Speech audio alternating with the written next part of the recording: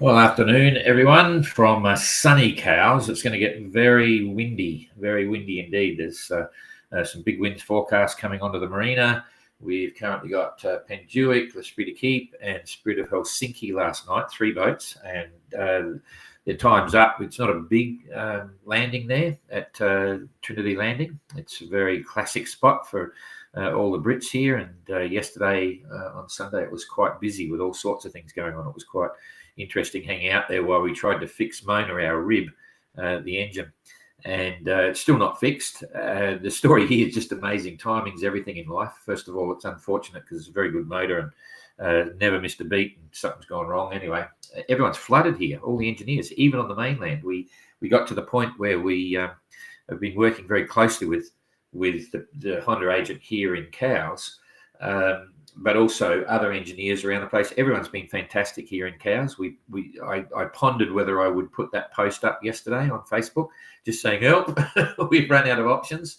Because I've got to say, the people here have been great, but everyone's been caught with various situations, and the local Honda agent was flooded out. A complete mess of their place. We had huge spring tides here, plus big winds, and it flooded a whole lot. But the surprise is on the mainland of the UK, exactly the same. So the key engineers that would have been able to get here with the diagnostic stuff, it's real challenges, and their businesses are in a mess. But we finally got it to the point where the local Honda agent now has managed to get organised. They're coming down tomorrow morning. They're going to put the computer on the engine, try and work out exactly what it is. They've assembled all their potential spares. Could be one of 7 possible problems. We think it's the sensor only. And we need to reboot, but we'll see. So things are happening, and I put that post up, and thank you for everyone that jumped in. It was really great to see, because there was a couple of new leads there. We've looked at chartering boats and bits and pieces, but there's some problems there too. In terms of bareboat charters, you can only go out between sort of 1 hour after dusk and 1 hour before dawn, 1 hour after sunset rather. You can't go out at night time. We've got a charter boat option here as well, and just a few other things. But we had Cameron come in, jumped in late yesterday with the offer of boat shed boat. We got boat shed, one of our partners, ironically, but he's got Neil, the owner of the company, Boat Shed. It's a big franchise of brokers all around the world, and he obviously hadn't been aware of that at the time, and so we ended up with a boat shed boat. So that was pretty cool. So that was great to get out to see Spirit of Helsinki come in, and all very exciting stuff. And that then leads into the next issue. I find it really interesting that a lot of people don't understand fully how IRC works. And just to make you feel good, I'm not an IRC person. I've never raced under IRC. We put it in as a handicapping because originally the OGR had, not the OGR, originally the Whitbread race had IOR handicapping rule, and that was very important. It let the fleet race together as one, whether you got a big boat or a small boat. So we chose IRC, and it's very good because the boats are really close coming into the finish. Explain that at the end of this tracker session. You will get a whole new appreciation of the simple fact that Spirit of Helsinki has landed, but they are now still racing against others who are trying to get here to beat their time. And one of those is Maiden. Okay, so Spirit of Helsinki is looking very good. They're a potential winner of the IRC overall prize for the OGR. Maiden are also in the running as one of the potential winners, and Triana is also in the running as one of the potential winners. And after that, there's others there, but it's getting more and more difficult for them to get close. So my gut feeling right now is there's 3 boats that could win the coveted prize for the OGR. That's the gold that we refer to. And so if you're interested in that, stick around to the very end, because some people will find it very boring, but it's a very simple explanation on how it works. And I'll also explain what we call the target time for arrival. In other words, Spirit of Helsinki have now landed. Their corrected elapsed time is fixed. It'll never change. All right. So what's got to happen now is Maiden has to arrive by a certain date and time. And if they do, they'll be 1 minute ahead of Spirit of Helsinki if they arrive at that date and time. right? But if they arrive after that date and time, okay, then or after that time, Helsinki will be in front. And when Maiden's landed, their time's finished. It's all over. And if Spirit of Helsinki is 1 minute, 1 minute less time on the water, they're actually leading. So Maiden can never get past Spirit of Helsinki. But Triana is still coming, and they have about 1,000 miles to go. And so they also have a target date and time to actually beat Spirit of Helsinki. And I'll explain all that to you very simply what it is. It's actually there already on the leaderboard, but people can't understand what's going on. They don't realize how that all works. So I'll simplify it and give you the target times, and then it'll be a race, because Maiden now has actually suffered some damage to their foil on the forestay. Something happening with the spinnaker last night, if you've read the tweets. And that may now affect their arrival time, their ETA here in Cowes. And you'll see they have to keep their average speed up to have any chance of winning. But it's still very possible, because without going into it, just to give you an idea, they've got to get something like about 7.7 knot average all the way from where they are now to Cowes to beat Spirit of Helsinki's time. And I think that's relatively achievable. We'll have to wait and see how it pans out. I'm not sure. They've got a lot of wind at the moment. And so even with their staysail up and main, they can go pretty quick. But that's a big deal, like the concept of Maiden racing to finish before a set date and time to beat Helsinki. Then if they do that, the next one is Triana. And Triana has to basically do they've got to be here in about a week, okay? And if they get here within a week, and they've only got 1,000 miles to go, so they could very well maintain their lead to the very finish and finish ahead of Maiden if Maiden has already finished ahead of Spirit of Helsinki. So the game's not over yet, and I'm going to simplify that. So I'll do it at the end, so we can go through this now, and we can let those that want to, bugger off can.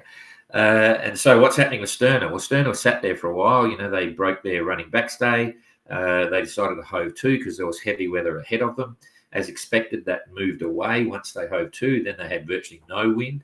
But they did have a 3 to 3.5 metre sea. So it would have been difficult climbing the mast if it's flopping around, all that stuff. So whatever the reality was, they probably only just fixed it in the last maybe about 4 or 5 hours ago, because they were still pretty much drifting and they had plenty of wind after that.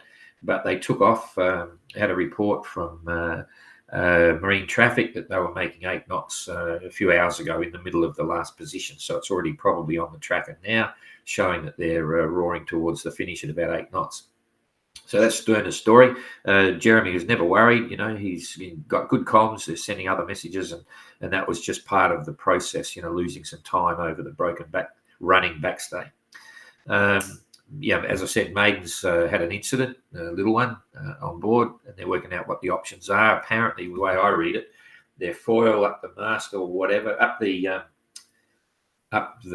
forestay, because they can't set their main head sails, is damaged, and they're just sailing under staysail. And at the moment, it won't affect boat speed because there's plenty of breeze, as I'll show you in a minute. Getting lots of comments about Explorer, and I'll forget the fact that I'm connected to Explorer. I have no idea what they're doing. No idea at all. There is they've got an issue with the forestay, with the furling extrusion on their profile furling gear. They smashed it, they twisted it apart, and it's now not connected to the drum. It is with duct tape and rope, but that's not so good. So they can't sail to windward as well as they normally would, but they still be tacking between 100 or 110 degrees maybe. But for whatever reason, they're just maintaining port tack. And I'm too scared to look, because hopefully now they've tossed across to port tack instead of starboard tack, and at least heading back to the UK, because I think they're getting confused between the letters UK versus USA. So maybe they think the finish is on the other side. I'm not sure. But anyway, we're not concerned about them, but just amazed at what they're up to. And now sailing off the edge of the chart or something, I'm not sure. So in summary, with all this lot, thanks, Cameron, for driving last night in the boat shed boat and organising all that. It was really quite cool to be out there. We enjoyed it. So let's get on to the, cheapest 10 minutes have already gone. So we'll now get on to the tracker and see what's going on. I've got Windy there too to explain a few things in a minute. Oops, what happened there? Here we go. Right, you're on the tracker. So now I'm on the tracker. So yeah, stern has turned around. Explorer hasn't, still on starboard tack. Oh well. 7 knots. So they've averaged 7 knots in the last 4 hours, which means they probably turned not long after 4 hours ago, which is good. 7 nautical mile a day. That was because they had a negative distance of, I don't know, 19 miles or something like that previously. So they lost a bit of ground, but now they've got a breeze on the starboard quarter, and they'll be happy with that. And you can see the rest of the fleet coming into new weather systems, and Neptune on their way in tonight, probably around about midnight again. Another dark arrival, but we'll look at that in more detail in a sec. So we can see the situation here, big high driving the whole lot, and there's another little low down here just forming, quite a tidy low. It could intensify. There's no weather reports, the weather warnings we have to give, even with this heavy stuff coming into the UK.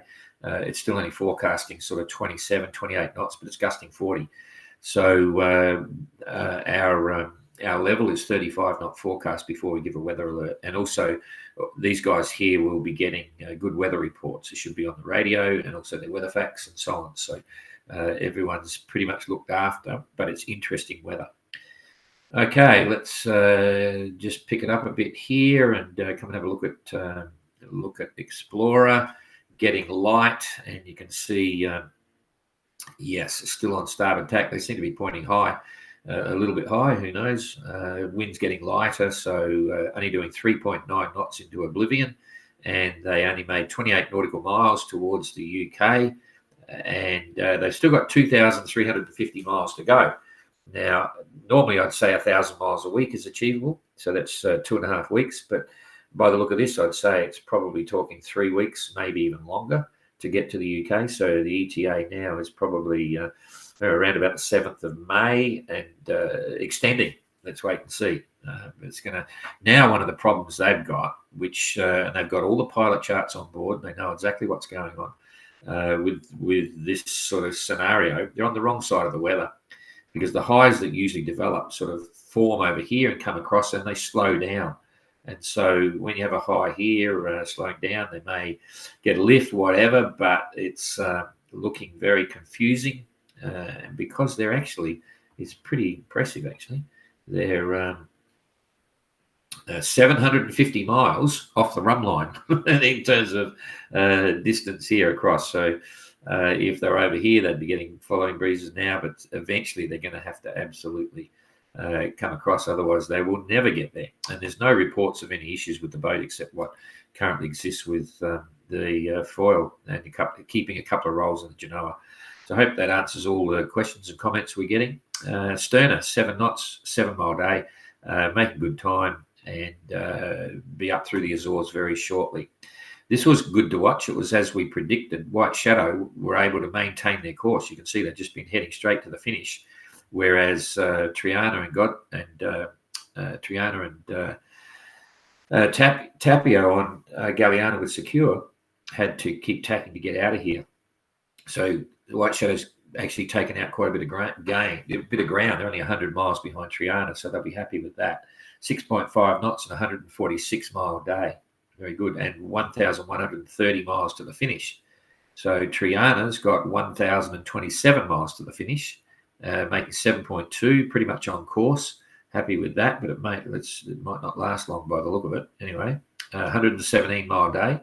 And Tapio, Galliano with Secure, 103 mile day, 6.4 knots. And you can see they've got a more favourable slant because of this high pressure system here and the bunch up to the low pressure underneath them. It's distorting, so that's kind of cool. Evrika doing okay as well, 7.1 knots, 93 mile day, finishes in their sights. They've got 1,078 miles to go. So once you get to 1,000, that's when you start having showers and wash your hair and put on clean clothes, because after all that distance, 1,000 miles seems really short. But it's like 2 Sydney Hobart races, It's still a long way from home, but you think you're really close by the time you get there. And they'll be dreaming about cows right now. So that's all very good. Outlaw 8.7, they're on a roll, 469 miles to go, and a 250 mile day. I'm not sure whether that was real. It could have been. They've been pushing it pretty well. So all interesting. And now I'll just pick up the situation here with Maiden. 9.7 knots, so they're still going for it. They've either fixed their head sail situation or they'd be more than happy under stay sail. And I think that's more the case because there's a lot of breeze there. There's 28 knots. I've checked on windy, 28 to 30 knots, but it's gusting up into the 40. 40, just over 40. Plenty of breeze, 4 meter sea, but from the right direction at the moment, and it will hold all the way to the finish. So that will have some bearing on what I'm going to explain to you about the IRC situation. If they can maintain anything over 7.7 knots all the way to the finish, they probably will end up on top of Spirit of Helsinki, which is behind them on the IRC leaderboard for the race overall. Okay, and then it'll be up to Triana to try and maintain that little gap they've got. So all good. Neptune on their way in, 10.3 knots and 212-mile day. So based on that one, with 83 miles to go, if they're doing 10 knots, that's like 8 hours, near enough to 8 hours. And it's now 1 o'clock here, so it's 9 o'clock tonight. I think the reality might be we've got to check the currents and so on in between. I'd say it's probably going to be more like 10, 11 o'clock, maybe even a bit later. But there's good breezes going all the way in. So let's now look at the weather. I think we've got to split this. We've got 2 days going forward. I think we'll split this to the mid-fleet, these guys here, and then we'll come back and we'll look at the finishing boats and get a little bit more accurate on what's happening. So that's all okay. So I think we can pretty much see everywhere. We'll forget about Explorer. No disrespect to Explorer and Mark and the crew. They're all having fun, that's for sure. So maybe they're trying to ring it out and get the most time at sea so it's more enjoyable. They don't have to face the reality of getting home. I'm not sure. Okay, so we'll click the weather through. So here we go. Nothing's happening because the internet might be slow. Why is that doing that? Here we go. That's what I thought. Hey, okay, when that happens, the only thing I can do is reboot. It won't come back. If I go back, nope, I've got to reboot. Sorry about that, everybody. We'll come back around. This one could take a while. And 4, boom, and we want windy, boom, and we want grids. Okay, so we're back on track. Let's see what happens here. Okay, so there goes. We'll go through the first 24 hours. So nothing's changing for Vrika and White Shadow and so on. Back here, there'll be some changes for Sterner, but I just want to show you this lot first. No, I'll come up here and well, it's very sensitive. We'll get it so we can see what's happening with Sterner as well. They're going to come into, it's not, it's just what I don't want. Okay, it's total pain. Total pain. I could change over to my phone, but I think that'll be slower. Rightio. Let's see what we can do here. I'll go very slowly. There goes 1. Better catch up. There goes 2. Rightio. So we're coming up to tonight. There go again. Okay, so all of the boats here have got a good breeze, favourable. They're still making good time right through till tonight, till about midnight. Did that hop? I don't know. If I press this again, we're going to lose it. Jeepers. Hey. Okay. Rightio. I'll try this one more time, then we might have to try and click and drag it forward a bit, but it seems super sensitive for some reason. Okay, 2, 3, it's delayed, 4, 5, okay, that's good. So we're 130, next one, there we go. Okay, so still good breezes, good direction generally for the middle fleet. Whoop, nearly went in. I think I press it again, I'm going to lose it. Nope, it's still going. Okay, so we're nearly up to 24 hours. So on that basis here, you can see White Shadow will be hard on it on starboard tack. Triana, a bit the same. It's going to start to, they'll have to bear away a little bit, and Galliana would secure the same. So relative distances in the first 24 hours, if they're doing 6 knots, that's 150 miles or so. So they're going to be back here somewhere, 180 miles. They're still in reasonably good ones. So the first day is going to be pretty fast and pretty reasonable. So that's okay. Now we'll see what happens here on the second day. Nothing's changing. So cheapest. Hey. There's a first for everything, right when you don't want it. But anyway, we'll get on here, and I'm going to click and drag to a day ahead, and it might be one movement, which could work. Sorry about all this, everybody. Very frustrating. Okay, so click and drag 16th. I'll go straight for the second day. Boom, boom, boom. Okay, this is the second day. Okay, so the second day coming up just before midday. So this is 48 hours out. So you can see here it's going to be right on the nose. So it's going to slow them down again. Now that has ramifications for Triana. And they've got to maintain, they've got to travel 1,000 miles in a week. And that will slow them down for sure. They're only going to get a 130-mile day. So 230 miles to 250, 60, maybe 260 miles in the next couple of days. And they've got 1,000 to go. So it's still possible, but it will have an effect, and it's hard slog. You look back at what Penjuic had going through from about here. They just picked up this roaring sort of breezes following and kept their speeds, at 10 knots all the way back for days. So it's not going to be the case for these guys. Stern is going to go through the center of this, and they should stay just ahead of it, but it's forming up again to the side of them. So they're going to get some solid breezes after the Azores. Keep that going. And Explorer is going to be down here in no man's land, going nowhere in a hurry. But at least there's no excuses for them here, 2 days out, to be on port tack and heading back towards the finish in the UK. So watch this space. You should see them turn sometime in the next 24 hours in very light winds, and then hold this and start, coming home. So, okay, so that's that lot. Let's have a look at the finish. I'll try and hold this together for both Maiden and Neptune. We'll pick it up, and I'll slide this back in one hit. So there's the weather as we see it right now. Very good breeze for high average speed, and Neptune's doing 10 knots. So if we come through, I'm just going to do this. This is okay by later tonight. It's not caught up. Nope, come on up. Okay, I'm going to go to windy. You can see here they're just off this little headland here, and they've got 80 odd miles to go. So I'm going to try to see if windy's using less brain power. Come here, and I hit windy.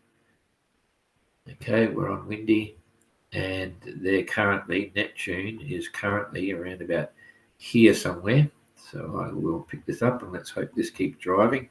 Yep, it is. So they're around about here, and basically what we're looking for now is the breezes that's going to take them towards the finish. So as I keep clicking this through, so here we go through to 2 o'clock this afternoon, 5 o'clock this afternoon, 7 o'clock. You can see it's all holding. This breeze is holding pretty much all the way through. So that's till 5 o'clock. Here's 8 o'clock tonight, holding all the way through. So there's breeze anywhere in the ocean coming into the Solent, I should say. There it is. The breeze is still holding, but it's a different picture inside the channel, in between the Isle of Wight and so on. But it's still good enough speeds to keep them going. You can see there, it's still 2018 and so on. So they're going to make good hull speed all the way through. And if we bring it to midnight even, 2300, there is still enough breeze to keep them going really well. The issue then is currents. So if I slide this down here, go more layers, and we'll go for currents. When I see them, we'll have to change these up to my favorites. See tidal currents. Okay, so we go tidal currents, and we go back to right now. they've got the current going with them, so that's helping them right now. And so by 7 o'clock tonight, it's going the other way. So it's probably going to balance out. This is at 5 o'clock this afternoon, local time. There's nothing, so they'll be coming around here, and it's neutral, but they've got nearly a knot there in the river, but they're not there then. This is 9 o'clock, starting to pick up, so it'll slow them down a little bit. And then if we go through till 10 o'clock, 11 o'clock, 12 o'clock, it's going to all flow with them to the very end. So generally, I think the current's going to balance out. So we're probably going to see them, for the moment, somewhere between 10:30 and midnight, I reckon, somewhere through there. Okay, so that's enough of that. And then Maiden have got plenty of breeze coming in as well all the way. So what I'm going to do now is I'm going to take you through to explain the whole issue about the IRC. So if you think this is boring, then just go get a cup of tea. But it's a pretty simple process. So the first thing I'm going to do is come to the tracker again. So back to the tracker here. So we're on the tracker page, rightio. You might want to, just for interest's sake, if you've got a paper and pencil, you can write down some numbers which will help you explain what's going on exactly with this situation. So I'm only going to be looking at the leaderboard, so we don't have to worry about a slow internet. So I'm going to the combined results for the finish. All right. So we're on the combined results page, and we're now on the IRC from the start. Okay. So I'm going to pick up this, and I'll walk you through. So hopefully you can all see my cursor here.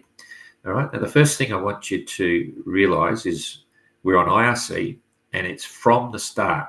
That means that if we look at Spirit of Helsinki here, they've been at sea, including stopovers, right? Because the only way we can work it out, of a distance or a time of 179 days and 18 hours. I'm going to forget about the minutes and seconds because I need to keep this very simple, right? So they've now finished racing. They're tied up on Trinity Landing. They can't do anything else. And so their final corrected elapsed time for the OGR is 179 days, 18 hours. So write that on your bit of paper. Right. Now, how do we get to that? First of all, they finished on the 14th of April at 23:39. Okay. And it's a done deal. That's rock solid, cannot move. Now, if we look at L'Esprit de Keep, exactly the same. They've finished, but notice they finished on the 13th of April, and their finishing time is 185 days, 12 hours, and forget about the minutes. So completely different. So Helsinki is actually leading. That's why they're in front of L'Esprit de Keep. All right. Now, what we're going to do now is look at Maiden. All right. And if we look at Maiden, you'll see distance to the finish is here. They've got 222 miles to the finish as of now. And their average speed, or the velocity made good from the start, because remember from the start here, is 5 knots. Okay. And on that basis, if they were to finish on the 17th of April at 7:59, they would have a final corrected time of 180 days, 1 hour. Forget about the minutes. So why do we come up with an estimated finishing time here? What's that about? It's very simple. There's 222 miles left for Maiden to sail. There it is there. And so if you say they're going to make an average speed of 5 knots, right, between now and the finish, their finish time would be 17th of April at 7:59 in the morning.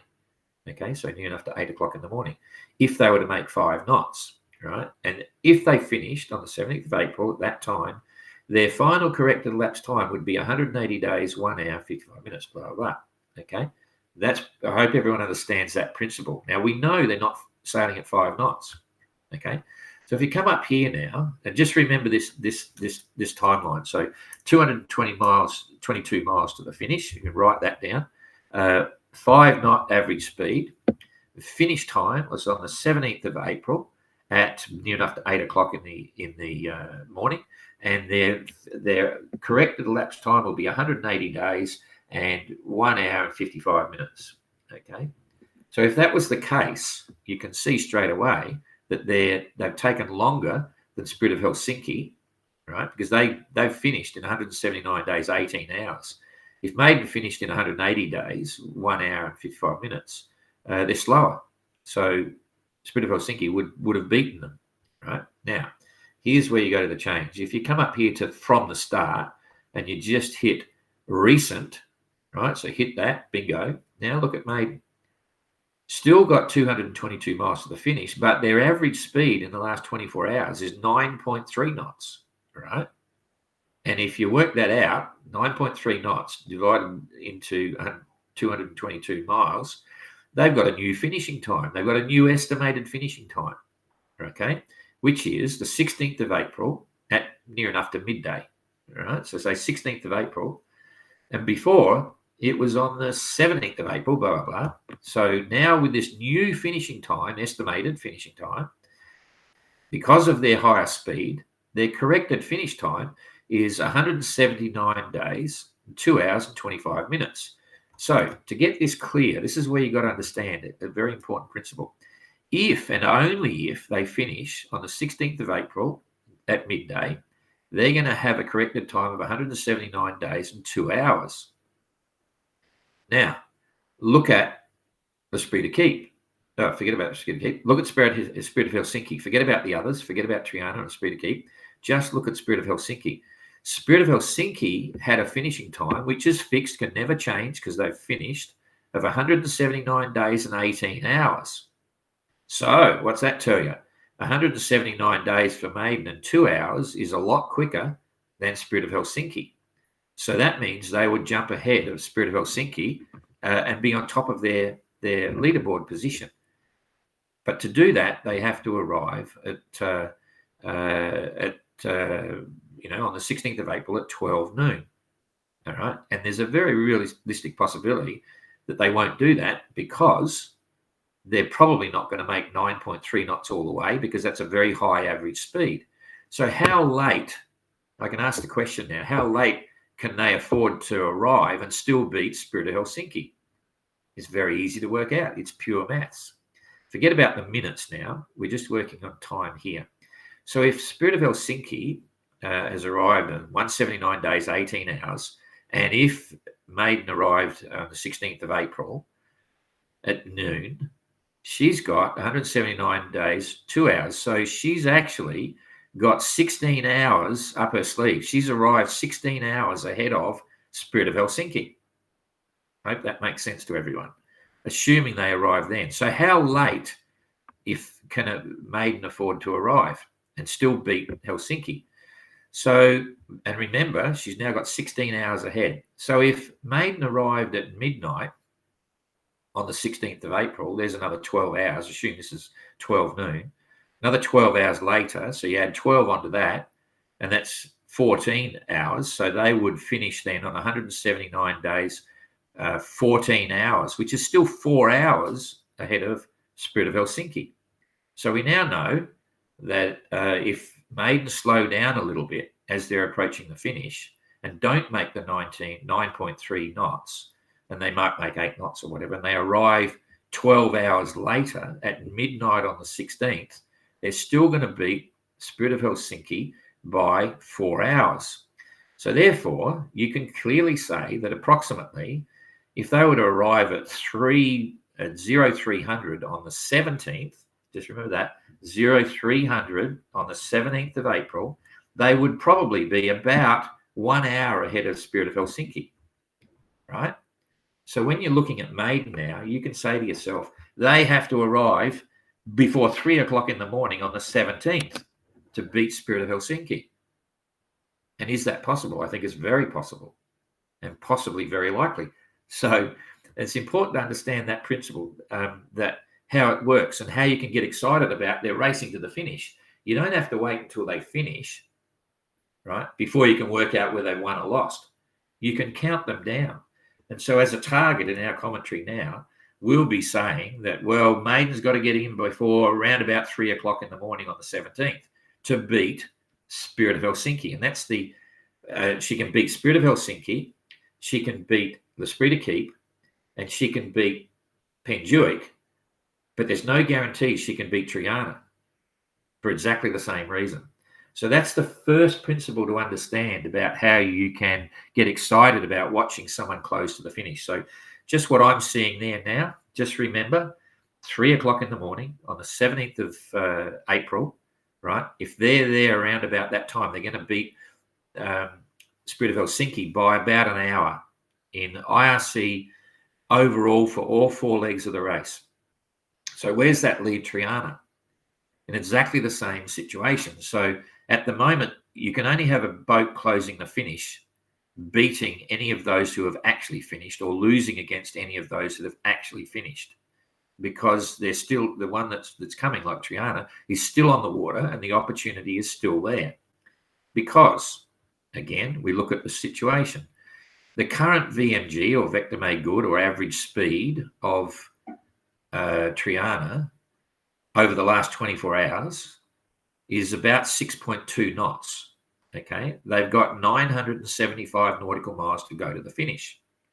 So just working out their estimated time of arrival on that basis, you come up with a date and time of 22nd of April at 1 o'clock in the morning, another nighttime arrival. And if they did that, if they arrived on the 22nd of April at 1 o'clock in the morning, their corrected time based on that finishing time is 178 days and 19 hours and 45 minutes. Okay, so where did Spirit of Helsinki come? Spirit of Helsinki came at 179 days, 18 hours. And Triana's going to arrive at 178 days and 19 hours, so a full day ahead of Spirit of Helsinki. And if Maiden is only 1 hour ahead of Spirit of Helsinki, then she's going to lose out to Triana as well. I hope that makes sense. So you can actually have target times, and you can reverse it now. You can reverse this situation, because let's just assume that at the moment Spirit of Helsinki is actually winning, because they right now in the leaderboard, potentially they are against Penduic and against the Spirit of Keep. So if this is the target time for Triana to beat, how much time can Triana afford to lose and not arrive on the 22nd of April? And this will give you an indication of, is it realistic to expect Triana to hang on to the lead?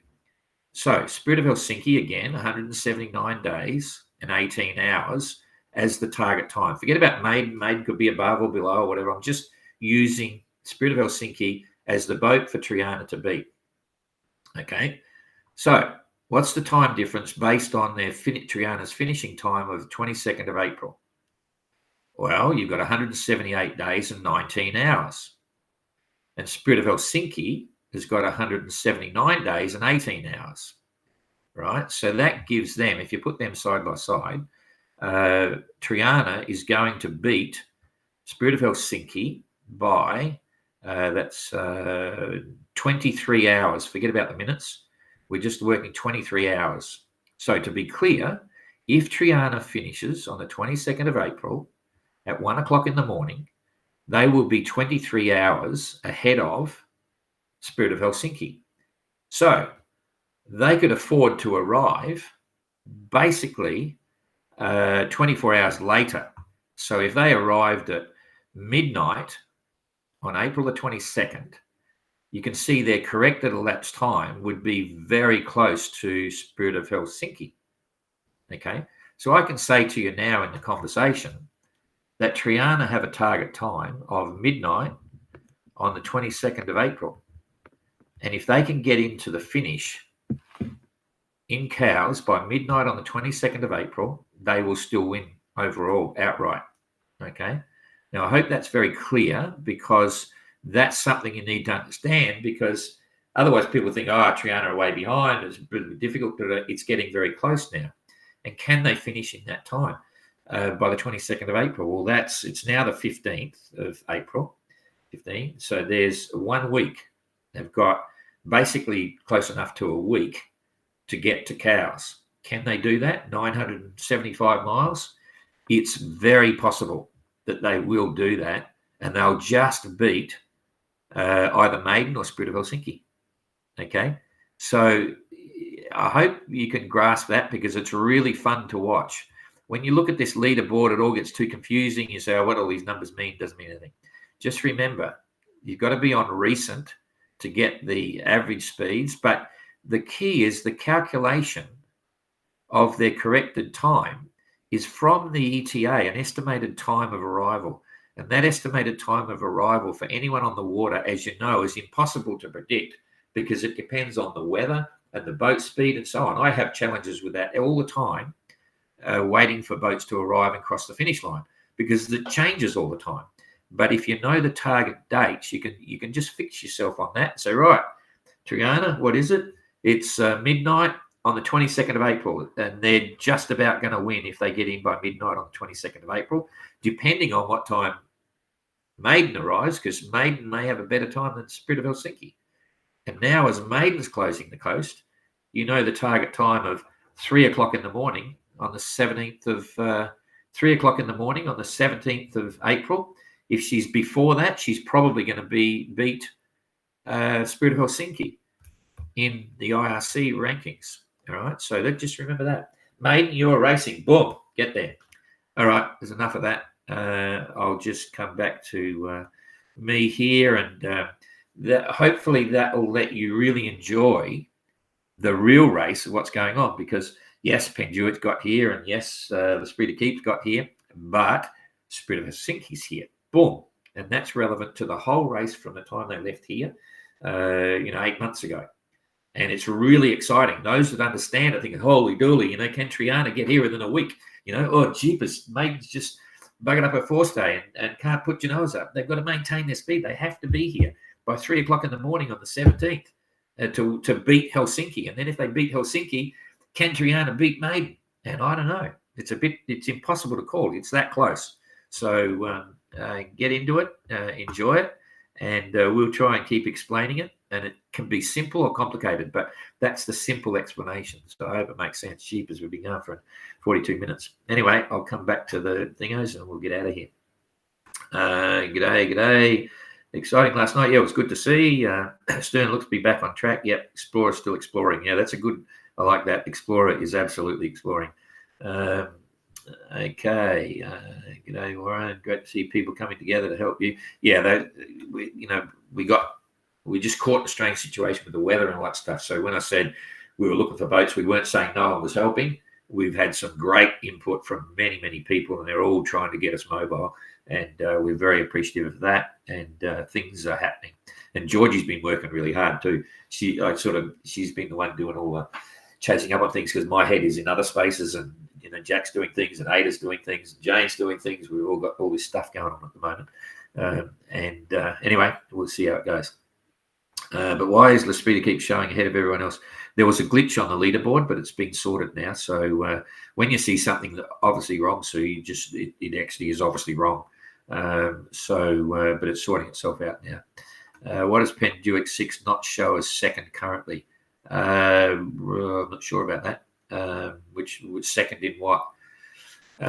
She was first in line honours, first in IRC for League 4, and then you get someone that's arrived. I explained I don't want to go into the IRC thing, just that's ranked based on real time finishing. And she's now got Penduic now has an absolute corrected finishing time, and there are others in front of her. So that's how it works.